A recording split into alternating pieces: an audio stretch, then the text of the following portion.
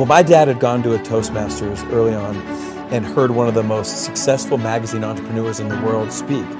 He comes back and tells me, I just had a chance to hear one of the most successful magazine entrepreneurs in the world speak. And he said, when are you taking your SAT? I said, I'm taking it next year.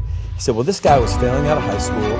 He was struggling. He was raised by a single mom in the Midwest, but he promised his mother he would take a test called the SAT. So he takes the SAT in May his junior year, doesn't expect anything. The SAT, which I don't know how many of your population know, but it's a standardized test with a math part and a verbal part. Both are scored out of 800 points. Well, this guy takes it. He's bombing. He's failing out of school. He doesn't expect anything as he's telling the story of Toastmasters.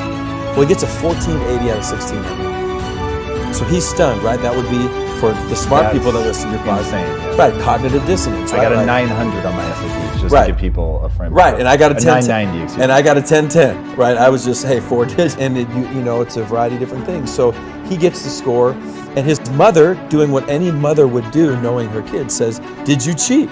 Right? She knows her son, and he said, "I swear to God, I tried to cheat, but the way the numbers were and the scantrons and the bubbles, you couldn't cheat." So she says, "You mean to tell me you really got that score?" He said, "Yeah, I got the score." So he's stunned, Tom. So as my dad's telling me the story, I'm like, okay. So he says, all right. So what he decides is, because he realizes he's smart and he's going into his senior year, he says, I'm going to go to class. Now he starts to go to class. He doesn't hang out with who he did when he didn't go to class. All right. Teachers see him in class and they said, hey, maybe Franklin Pierce, maybe we missed the boat on this kid. So they start to treat him differently. Well, as the guy would tell the story, he graduates, goes to a community college, goes on to Wichita State, goes on to the Ivy League, and becomes this massively successful magazine entrepreneur. So I said, okay, well, the guy was always smart. He just needed a standardized test to unlock it. My dad said, no, that's not the story. This is what I want you to understand. He said, 12 years after all this guy's success, he gets a letter in the mail from Princeton, New Jersey. Doesn't think anything about it. The next day, his wife says, you're going to open it. He opens it.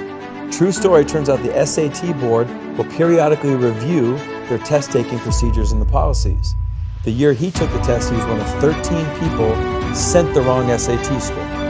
His actual score was a 740 out of 1600. And he said, people think my whole life changed when I got the 1480. But what happened? My whole life changed when I started acting like a 1480. And what does a 1480 do? He goes to class.